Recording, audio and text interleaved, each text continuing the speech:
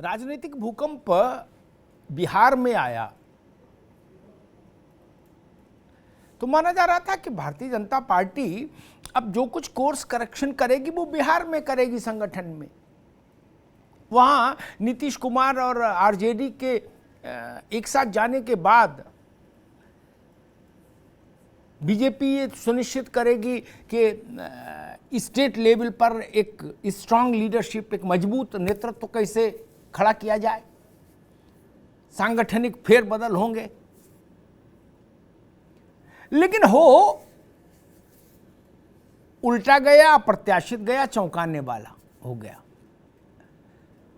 बिहार में संगठन का पोस्टमार्टम करने की बजाय, संगठन की ओवरहॉलिंग करने की बजाय भारतीय जनता पार्टी की टॉप लीडरशिप ने बगल वाले सूबे उत्तर प्रदेश में संगठन की एक बड़ी सर्जरी कर डाली।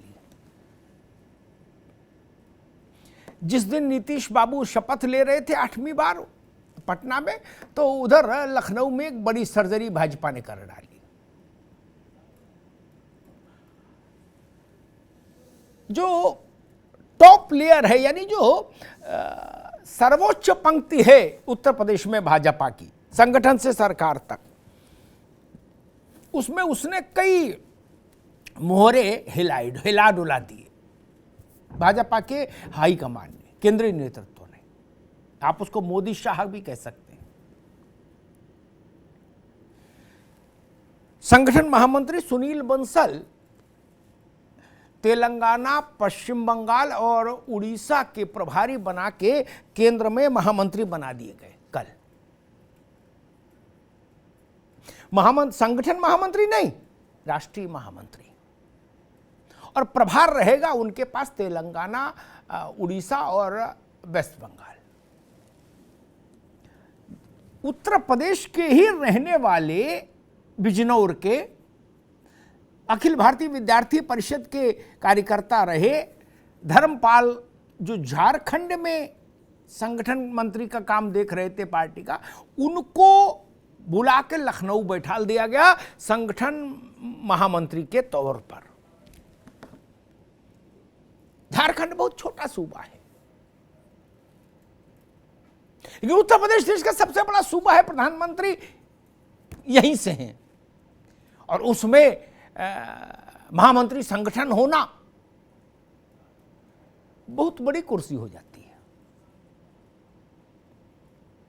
इसके अलावा एक और बड़ा परिवर्तन हो गया। हाल में ही प्रदेश अध्यक्ष पद से इस्तीफा दिया था स्वतंत्र देव सिंह ने। कहा था भाई नया अध्यक्ष ढूंढा जा रहा है, तो स्वतंत्र देव ने इस्तीफा दे दिया। वो योगी सरकार में वरिष्ठ मंत्री हैं, लेकिन वो विधान परिषद में नेता सदन बने रहे।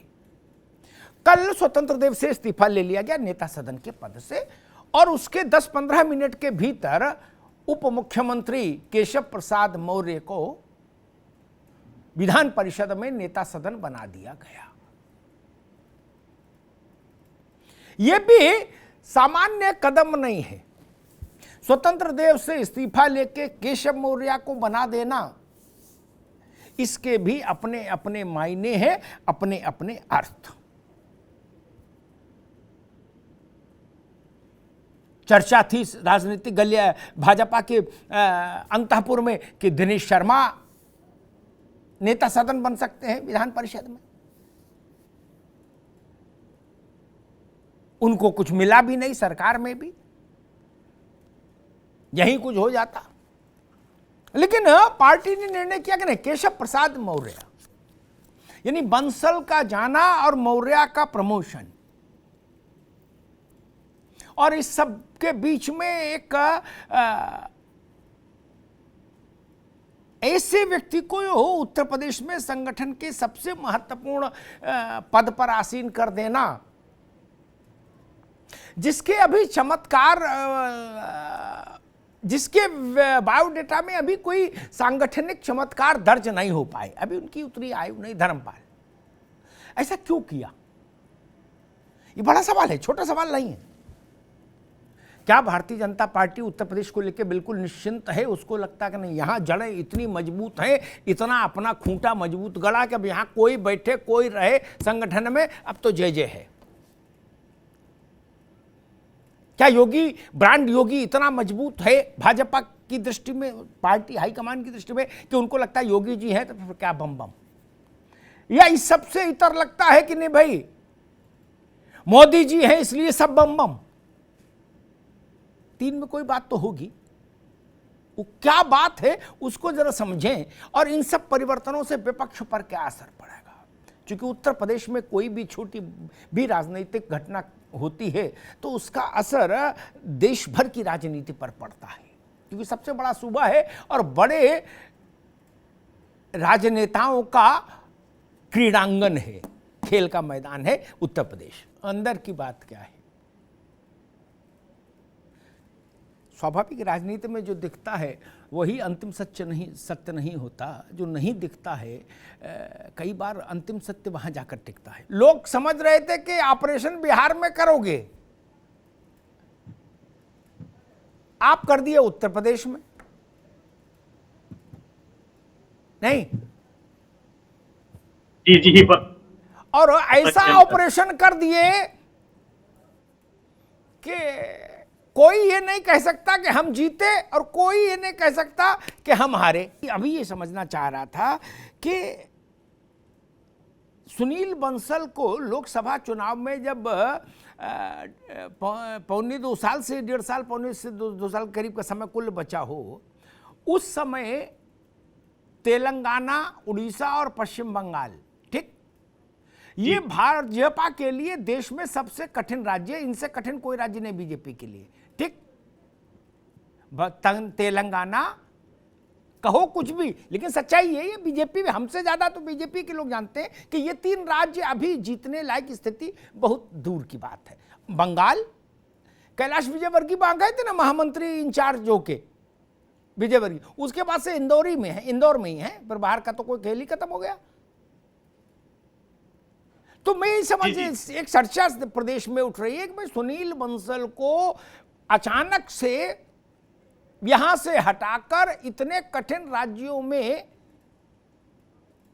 क्यों भेज दिया गया। क्या उत्तर प्रदेश में भाजपा का आकलन ये है कि यहां सब कुछ दुरुस्त है, यहां किसी विशेष की कुछ की जरूरत नहीं, यहां खुद में ही इतना अच्छा है कि लोकसभा चुनाव में जय जय है। दरअसल जब दूसरी बार सरकार बनी भारतीय जनता पार्टी की,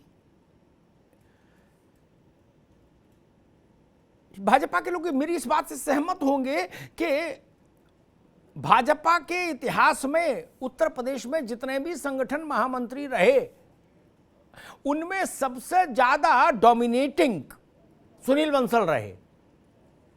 इतना डोमिनेटिंग कोई संगठन महामंत्री रहा ही नहीं उत्तर प्रदेश में भाजपा में।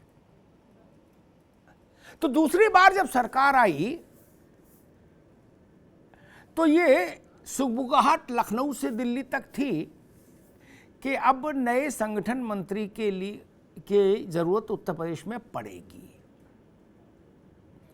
सत्ता के शक्ति के 2 केंद्र नहीं रह सकते ना, कतई। ये है, जहां मान लीजिए, इसको ना मानने की कौन सी बात है। 2 जगह दरबार नहीं लग सकता ना, यही मूल प्रश्न बात है मिश्रा जी, इसलिए जाना ही था। अब जिन धर्मपाल को लाया गया है, धर्मपाल फिट बैठेंगे, लो प्रोफाइल है, उत्तर प्रदेश के रहने वाले हैं, बिजनौर के, नगीना के, ठीक है, कार्यकर्ता के भाव से काम करेंगे। एक मंदिर में 2 मूर्तियां थोड़ी न रहेंगी। नावेश शिको भी हमारे साथ जुड़ गए, उनका भी बहुत स्वागत है। जरा नावेश शिको के पास चलते, फिर डॉक्टर आलोक पांक के पास आएंगे, फिर जरा समझेंगे प्रधानमंत्री के उम्मीदवार पर चर्चा करने के लिए केवी त्रिपाठी और मीसम जैदी के पास चलेंगे। नावेश शिको, हंगामा बिहार में था, ऑपरेशन यूपी में हो गया भाजपा में, और इतना बड़ा ऑपरेशन हो गया, मेरे ख्याल से भाजपा के सांगठनिक पक्ष में सुनील बंसल से ज्यादा महत्वपूर्ण नाम तो कोई था ही नहीं। रिकॉर्ड दुरुस्त होना चाहिए, तराजू का कांटा ठीक बीच में होना चाहिए। जब सुनील बंसल उत्तर प्रदेश भेजे गए महामंत्री संगठन बना के जी, उस वक्त उत्तर प्रदेश में दो बड़े चेहरे आए। उत्तर प्रदेश के प्रभारी महामंत्री, राष्ट्रीय महामंत्री और प्रभारी उत्तर प्रदेश अमित शाह हुए, ठीक। और जब अमित शाह उत्तर प्रदेश में बैठे आकर, तो वही प्रैक्टिकली, लिखत पढ़त में तो वो महाराष्ट्रीय महामंत्री प्रभारी यूपी थे, लेकिन प्रैक्टिकली वही अध्यक्ष थे यूपी के, वही संगठन महामंत्री थे, वही सब प्रभारी थे, वही सब थे। बूथ लेवल तक से डायरेक्ट इंटरेक्शन था अमित शाह का। मेरी बात गलत हो तो टोकिएगा आवश्यक हो, ठीक। ठीक, अमित शाह ही सब तय कर रहे थे। वही कल्याण सिंह जी के यहाँ जाते थे, वही राजनाथ सिंह को बुलाते थे, वही सारा सब वही कर रहे थे, ठीक। बाकी सब लोग उनकी छाया में आगे बढ़ रहे थे। इसमें गलत तो नहीं का? बिल्कुल। दूसरा, खुद नरेंद्र मोदी ने उत्तर प्रदेश में चुनाव लड़ने का फैसला किया था। मोमेंटम वहां से आया मित्र, बिल्कुल, ठीक ना। इसलिए हमको यह भी ध्यान रखना चाहिए कि जब हम श्रेय का बंटवारा करें, तो क्या यह संभव है कि नरेंद्र मोदी और अमित शाह नहीं आए होते उत्तर प्रदेश में 14 में जी, तो क्या ऐसा चमत्कार हो सकता था? नहीं, बिल्कुल नहीं, बिल्कुल नहीं। वो बहुत, अगर यही लालजी टंडन, ओम प्रकाश, राजनाथ सिंह, यही कल्याण सिंह, यही लोग रहते तो ऐसा चमत्कार हो जाता क्या? मान लीजिए सुनील बंसल आ भी जाते तो भी, बिल्कुल नहीं। इसलिए ये चीज ध्यान रखनी चाहिए। हाँ, डॉक्टर आलोक पांडे, इस परिवर्तन का क्या असर, क्योंकि छोटा परिवर्तन नहीं है। मैंने शुरुआत में कहा सुनील बंसल से ज्यादा डोमिनेटिंग संगठन महामंत्री उत्तर प्रदेश को कभी देखा ही नहीं। आप किसी कार्यकर्ता से बात करिए जो भी कुछ भी चाहता है भाजपा में, वो कहता था भाई साहब सुनील जी से एक बार बात हो जाए तो। ये था। तो सुनील बंसल का जाना एक बड़ी खबर है। अमित शाह के बाद यूपी का केंद्रीय स्तर पर प्रभारी कौन है, उस चेहरे की नाम की कभी चर्चा ही नहीं हुई, कार्यकर्ताओं तक को याद नहीं होगा। लास्ट नोन नेम नावेशिको अमित शाह है प्रभारी के तौर पर यूपी के इंचार्ज। उसके बाद कौन रहा मुझे ही नहीं याद है सारे, तो कार्यकर्ता को भी क्या याद है। अमित शाह जब प्रभारी होकर आए तो उन्होंने जिलों के दौरे किए और दौरों में कार्यकर्ताओं के यहां रात्रि निवास किया, नेताओं के यहां नहीं।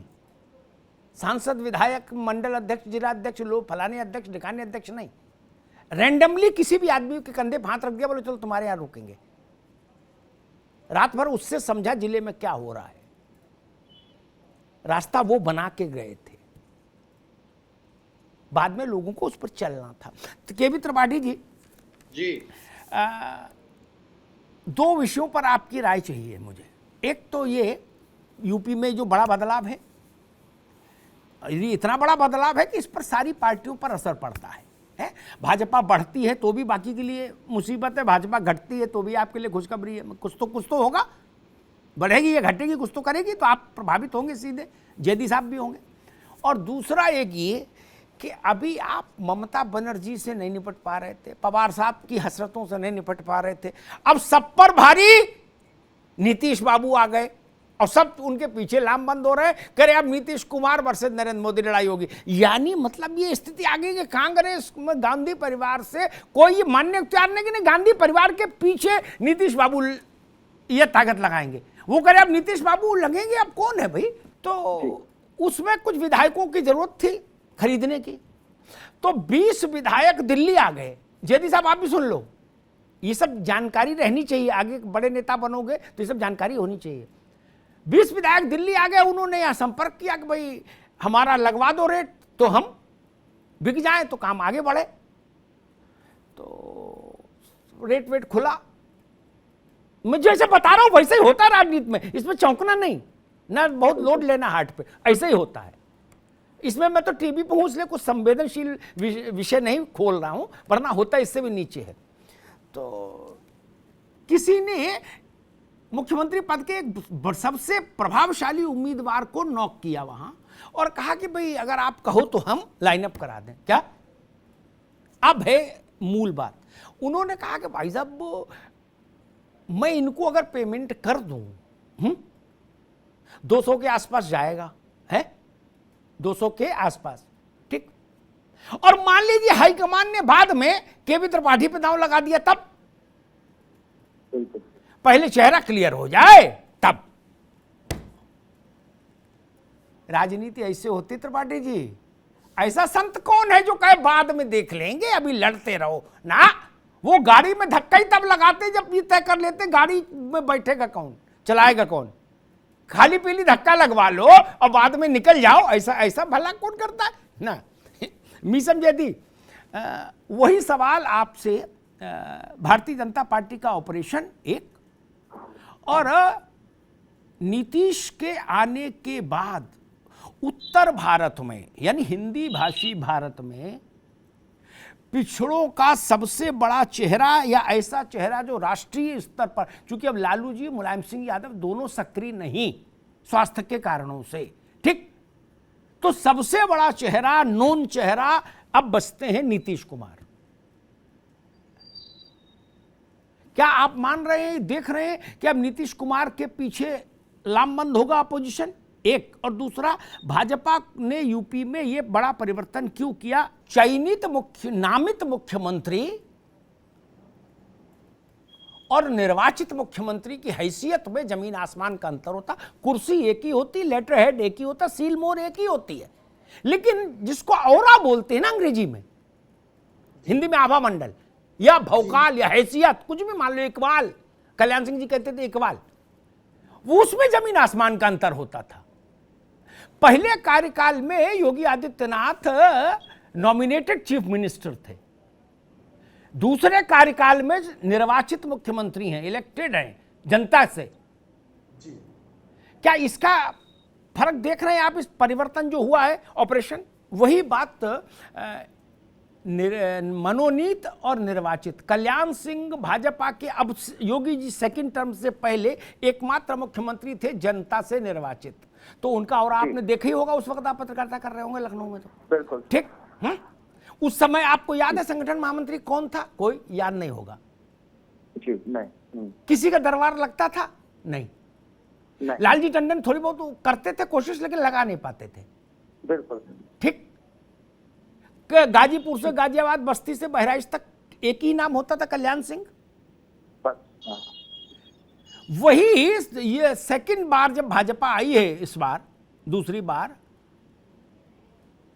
तो योगी आदित्यनाथ के चेहरे पर भी जनता ने मोहर लगाई, बिल्कुल। तो यानी कल्याण सिंह के बाद ये दूसरे व्यक्ति हैं भाजपा में अब तक के इतिहास में जो उत्तर प्रदेश में जनता से निर्वाचित मुख्यमंत्री हुए। तो उसके बाद तो एक ऑपरेशन बनता ही था। जो बात मैं कह रहा था, नामित मुख्यमंत्री जब आप होते हैं क्या, तो आपको खुद में अपना दायरा पता होता है, दूसरा कहे ना कहे, क्या हर क्षण आपके दिमाग में एक बात रहती, भैया फलाने ने बैठाला है, ने हमें ने रामलाल को बैठाल देते, ये भाव रहता है। लेकिन जब आप वोट के जरिए चुनकर आते हैं, आपका चेहरा चुनाव में, बीच चुनाव में होता है और उस पर मोहर लगती है, तो आप स्वाभाविक है आपके अंदर एक आत्मविश्वास पैदा होता है और आपके बॉसेस को भी समझ आता है, जो कल्याण सिंह के समय में हुआ और अब योगी आदित्यनाथ पार्ट 2 में हो रहा। क्या इसका फर्क दिख रहा है? क्या कोई पार्टी हो, छोड़िए बीजेपी, कोई पार्टी हो, ठीक, कमलापति त्रिपाठी और श्रीपति मिश्रा एक तराजू पर नहीं तुल जाएंगे ना। हेमवती नंदन बहुगुणा और कोई और, मतलब गुमनाम चीफ मिनिस्टर कांग्रेस का ले लीजिए यूपी का, एक तराजू पर नहीं तुल जाएंगे ना त्रिपाठी जी। जी अमिताभ जी, आप अंतर आता है ना, जनता से मोहर लगवा के जब आप मुख्यमंत्री होते हैं तो आपके उठना बैठना, बोलना चालना, फैसला लेना सब अलग रॉ में होते हैं। जब आप नियुक्त किए गए होते हैं किसी के द्वारा, तो फिर आपका उठना बैठना, बोलना, लिखना, पढ़ना, फैसला लेना, भाषण देना सब दूसरे अंदाज में होता है। इस बात से सहमत है? मिसम जी आप? आपने अपनी पार्टी में भी देखा मुलायम सिंह और अखिलेश यादव में अंतर। Akhilesh Yadav nominated chief minister थे, Mulayam Singh elected chief minister थे। राजनीति में थोड़ा देख के चलो, क्योंकि यहां सावधानी हटी, दुर्घटना घटी है। ठीक, काम में कैसे दिक्कत आती है, नावेद शिको के पास चलूंगा। एक छोटा सा छेपक और बता दूं। एक विवादित व्यक्ति नियुक्त किया गया एक आयोग का अध्यक्ष। मैं नाम नहीं ले रहा हूं किसी कार्यकाल का, नहीं तो खामों का झाँव झाँव हो जाएगी, समय कम है। मैंने पूछा कि भाई ये क्यों नियुक्त किए थे फिर आपने, जब आपको पता था कि ये विवादित है? तो उन्होंने मुझसे कहा कि फलाने लाए थे नाम, मैंने 15 दिन तक होल्ड रखा, लेकिन 16वें दिन फिर वही मसला सामने आ गया। मैं क्या करता, मैंने दस्तखत कर दिया। नावेद शिको, जब आप मनोनीत होते हैं तो ये परिस्थितियां रोज आती हैं, दिन में 3 दफे। जी, गलत कह रहा हूं क्या? और जब आप निर्वाचित होते हैं तो अव्वल तो कोई साहस नहीं करता, और साहस कर दे तो आप फाइल उसके हाथ में वापस भी लौटा देते हैं। बिल्कुल। ये देखा आपने अपने पत्रकारी जीवन में कि नहीं? भाजपा ने अभी प्रधानमंत्री 24 के उम्मीदवार मोदी जी ये भी घोषित कर दिया, और मोदी जी के बाद योगी जी, ये भी एक सामान्य धारणा भाजपा के अंदर पैदा होती दिख रही है। कश्मीर से कन्याकुमारी तक इस पर चर्चा हो रही है। विपक्ष की हालत ये है, जबकि जीतने की संभावना अपेक्षाकृत काफी कम है, फिर भी 17 दावेदार हैं। नहीं, मैं विपक्ष को कहूंगा इल्यूजन से, भ्रम से, मृगतृष्णा से बाहर आइए। मैं उदाहरण गिनाए देता हूं। जब जब आदमी को छींक आई, आपने कहा अब ये निपट ली जाएगा। अरे दादा, वो छींक थी यार, फिर ठीक हो गया। आप उसकी 13वीं वर्ग कर देते हो, कहते आप गुरु मेरा चांस आ गया। मैं उदाहरण गिनाता हूं। आपने कहा नोटबंदी अब खत्म, भाजपा खत्म, बर्बाद हो गई, कुछ नहीं हो सकता। क्या? लड़के का नाम तक खजांची रख दिया है। उसके बाद कल्याण सिंह के 222 के बाद नंबर विधायक जिताने के बाद 325 के साथ भाजपा वापस उत्तर प्रदेश में आती है। आप फिर बेहोश हो जाते हैं। फिर आपकी थोड़ी उम्मीद रहती है गुजरात में तो व्यापारी है, वहां तो बर्बाद हो जाएगी, वहां भी जीत लेते हैं। क्या आप कहते हो? अच्छा, बोले कोरोना में इतना गड़बड़ किया, इतना सब है, अब की तो ये मान लो हमने कुछ किया हो ना किया हो, ये बर्बाद हो जाएंगे। क्या बोले? हमसे कहते हैं मित्र लोग, अमिताभ जी आप लिख के रख लो, ये बर्बाद हो गए, कुछ ना, यूपी में तबाह हो जाएंगे, गांव गांव मारे जाएंगे। क्या? वो 350 जीत के फिर आ गए। आप कौन सा थर्मामीटर लगाते हो यार, ये तो देखो। फिर आपने कहा अमिताभ जी ये जितना BET, शिक्षा मित्र और सब तमाम तरीके की बातें थी, मीसम जदी को ज्यादा खास ध्यान से सुनना चाहिए। अखिलेश जी उनके सबके स्मरण नाम करते थे, और हमसे बातचीत में लोगों ने कहा कि इन सबका आंकड़ा जोड़ लो, 2.25 करोड़ होता है। 2.25 करोड़ तो भाजपा के खिलाफ है। शपथ ग्रहण की करो तैयारी। क्या? लेकिन क्या हुआ? थर्मामीटर बदलो, थर्मामीटर बदलो। मैं विपक्ष से फिर कह रहा हूं, अपने कर्मों से पुण्य प्राप्त करो, इस उम्मीद में मत रहो कि इनका बुरा हो जाएगा तो हमारे लिए रास्ता खुल जाएगा। आप बार बार गलत साबित हो रहे हैं मित्र। देखो, ये जान लो, इनका थर्मामीटर उल्टा अनुपाती है। आप पता नहीं कौन सा थर्मामीटर, या तो उल्टे साइड से लगाए हो, पूंछ वाली साइड से। नहीं आलोक जी, ऐसा नहीं, इस बार बिल्कुल ठीक लगा हुआ। अरे भाई एक बात सुन त्रिपाठी जी, मान लीजिए इस बार भी वही परिस्थितियां बनी, वही रिजल्ट आए, तो सार्वजनिक तौर पर आप माफी मांगेंगे कि हम नासमझ हैं, मतलब 125 साल पुरानी पार्टी के थर्मामीटर टूट गए, नब्ज समझना भूल गई, वो जनता से कट गई, ये बोलेंगे? नहीं बोलेंगे। फिर आप नई थ्योरी दोगे। जनता की बात तो समझो। एक दूसरी बात मैं कहूंगा, एक समय में ऐसा होता है, जो बात बताई गई कि अगड़ा पिछड़ा, नावेद शिको ने उस बात पर जोर दिया। यस, ये राजनीति का एक फैक्टर है, लेकिन एक समय ऐसा आता है जब कोई बड़ा चेहरा इमर्ज होता है और वो अगड़ा पिछड़ा सब पर प्रभाव डालता है। ठीक, कल्याण सिंह जब थे, नए लोगों को ध्यान से सुनना चाहिए, वो शायद कल्याण सिंह के साथ नहीं रहे होंगे उनकी राजनीति को देखने के लिए महत्वपूर्ण सक्रियता के साथ, कम से कम। तो कल्याण सिंह एक व्यक्ति था, त्रिपाठी जी सुन लीजिए, एक व्यक्ति था, लेकिन वो 5 चीजों को सिंबलाइज कर रहे थे अकेले। किसान, लोध, एंटायर पिछड़ा, एंटायर हिंदू अयोध्या के चलते, और सख्त प्रशासक। 5 चीजों को अकेले सिंबलाइज कर रहे थे कल्याण सिंह, इसलिए 222 सीट जिता कर लाए थे। 222 इसी उत्तर प्रदेश में। इसलिए यह तर्क हर जगह लागू नहीं होता। इस विधानसभा चुनाव को अगर हम ढंग से एनालाइज करेंगे तो संगठन,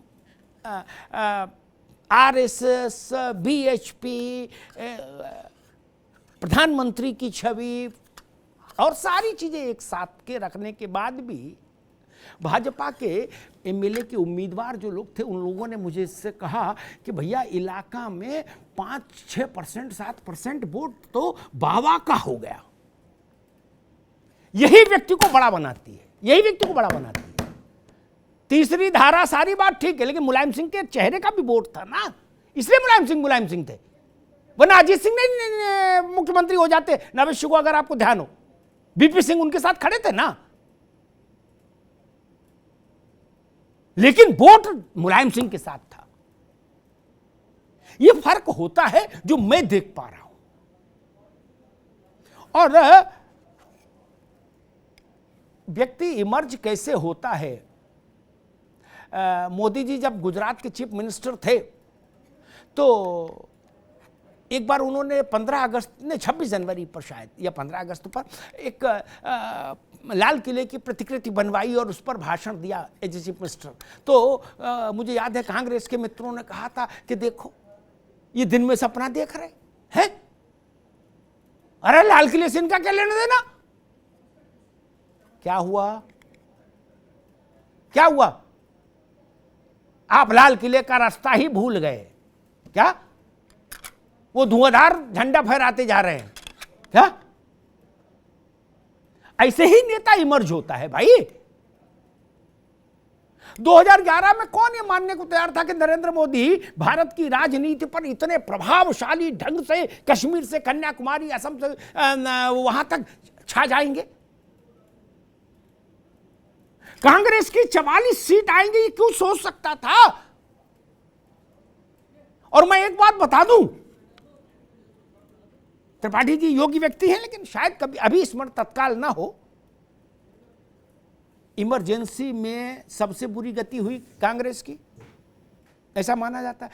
तब भी 120 सीट आई थी मिश्रा जी, जब पूरे उत्तर प्रदेश में एक भी सीट नहीं आई। इंदिरा गांधी हारी, संजय हारे, बंसीलाल हारे हरियाणा में, मध्य प्रदेश में विद्याचरण हारे, तब भी 120 सीट आई थी। और नरेंद्र मोदी के काल में जो चुनाव हुआ उसमें आई 44। तो भैया थर्मामीटर तो कहीं कुछ गड़बड़ है, या सेल कमजोर हो गए। वैसा डिजिटल वाला थर्मामीटर अगर होगा तो उसमें सेल बदलो, लेकिन कुछ तो करना होगा। जनता के निर्वाचन के समय मुद्दे उसके दिमाग में कौन से हैं, ये समझना ही तो राजनीति। और राजनीति क्या है? मुझसे राजनेताओं ने कहा, मैं बताता हूं, बैठकर कागज पर मीसम यदि जब समाजवादी पार्टी और बसपा का अलायंस हुआ तो कागज पर देखा गया तो कहा गया कि भाई कम से कम 65 और अधिक से अधिक 75 सीट तो जीती रहे हम लोकसभा की। आई कितनी? कागज पर ठीक था गणित, आई कितनी? 10 बहन जी की, 5 आपकी। क्या उससे बड़ा कोई गठबंधन हो सकता है देश में? त्रिपाठी जी हां ये ना बता दो। बसपा और सपा से बड़ा कोई सामाजिक गठबंधन हो सकता है क्या देश में? संभव नहीं। तब इसलिए देखना होगा कि बुनियादी गलती कहां पर है, आप चीजों को समझ क्यों नहीं पाते। मैं मानता हूं नरेंद्र मोदी और शेष विपक्ष में यही अंतर है। मोदी ये जानते हैं कि जनमन क्या कह रहा है, आप ये नहीं समझ पा रहे कि जनमन क्या कह रहा है। आप कहते हो जो हम सोच रहे वही शायद जनमन कह रहा है। ऐसा नहीं, जो जनमन कहता है वो सोचिए तो रास्ता आगे खुलेगा।